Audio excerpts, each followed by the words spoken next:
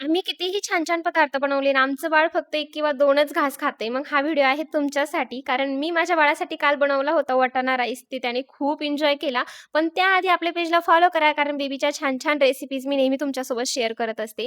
आता तो कसा बनवला ना, चला सांगते. त्यासाठी कुकरमध्ये इथे मी थोडंसं तूप घातले, त्यामध्ये जिरे, मोहरी.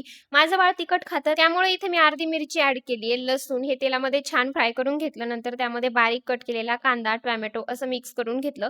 आणि वरचे मी मसाले काहीच ॲड करत नाही. फक्त मिरची ॲड करत असते त्याच्या जेवणामध्ये. नंतर थोडीशी हळद.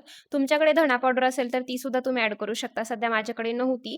आणि नंतर त्यामध्ये वाटाणे ॲड केले. ते 1 मिनिटभर परतून घेतले. नंतर स्वच्छ धुतलेला तांदूळ, चवीपुरतं मीठ. जर तुमचं बाळ 1 वर्षाच्या वर असेल तर तुम्ही मीठ ॲड करा. नंतर त्यामध्ये थोडीशी कोथिंबीर आणि पाणी ॲड केले आणि मस्त कुकरला याच्या 3 शिट्ट्या करून घेतल्या. एकदम छान आपला वाटाणा सुद्धा एकदम मऊ शिजतो आणि बेबी खूप इझिली हे खाऊ शकतो.